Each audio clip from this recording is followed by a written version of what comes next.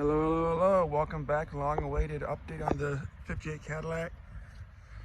I have been forced to be very tough-skinned with this car. Now, I don't completely blame people for calling me crazy, but if this was an 82 Cadillac that needed all this steel, I never would do it. But this is an iconic 1950s Cadillac. And it's a one-year-old design, 58, and makes it an even more rare car is it has 9 inches extended deck, longer this way, which is even longer than the base Series 62. So it's a rare car, even more rare in this part of the world, but it's going to be sold on Hemmings auctions in probably 4 or 5 years when the restoration is finally done. But I wanted to show you the progress. People have been wondering what's going on. Well, it takes a long time to make it pretty, and before you can make it pretty, you have to make it strong.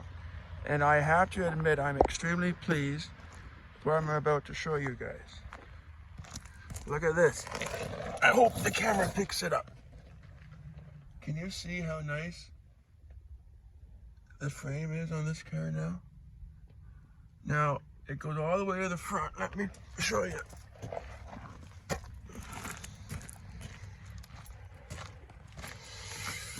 This is where all the 3 years of welding has been so far. It's been making the car strong frame-wise. Look at that, all the way to the front. The frame in this car is as good as new. Look how nice that's coming out. Okay? It's really looking really nice. All the way up. Now all of this is coming next. I have new rockers, as you already know from previous videos, and the steel for the floors is being put in. And I have the new quarters, as you also know as well. Before she's pretty, she has to be strong. So that's where I've been doing it. And some people might never ever see my vision until it's actually done. And I don't blame them. But when I look at how the car looked when I towed it out of its grave, it looked even worse then than it does now. It had no fender on the one side. It had the wrong wheels on it. It was rougher than a stucco bathtub. But I've already have so many parts I can't even tell you. NOS tail lamps, including this side which folds down for the gas fill. God almighty, and you name it. I've been hoarding parts for this thing. Brand new gas tank, brand new sending unit. Vent windows that are broken, got new glass. I mean, I could go on and on and on. Probably can't even think of it. I got so much going on right now.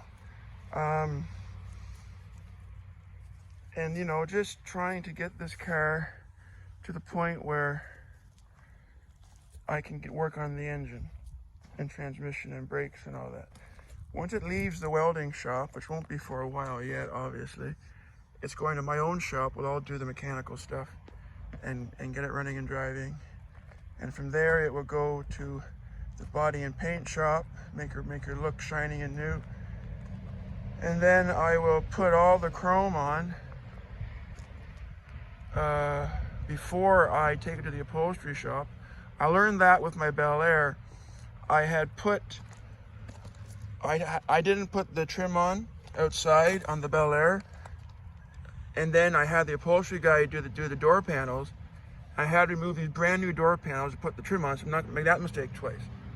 So I have all the trim on the car before it goes to the upholstery shop. Then I don't have to worry about taking the door panels off to put the trim on the doors and stuff. So that's a good tip I found out on my own.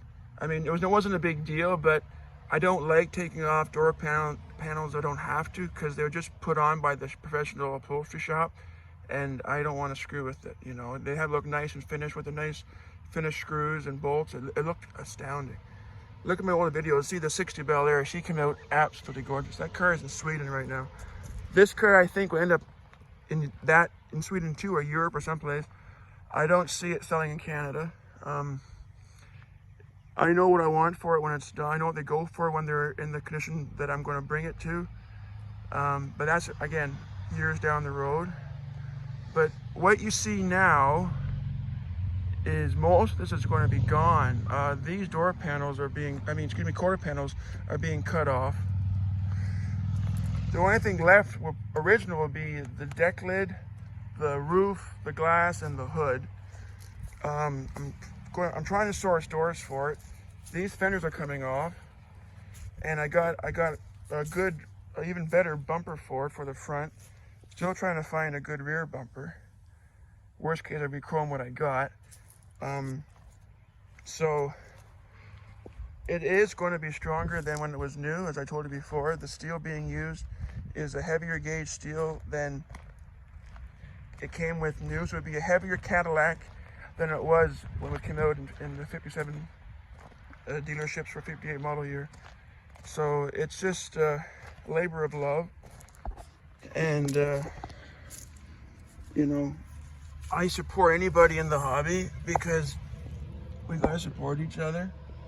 But I've had to endure a lot of non-believers, I guess. And I guess when I saw this car, I knew how rare it was, and I knew I wanted it. And to get a 58 Cadillac in Canada with keys and ownership is very rare. And this car is only going to gain in value with time, because its scarcity is increasing, and it's just a hard car to find. So again, you know what?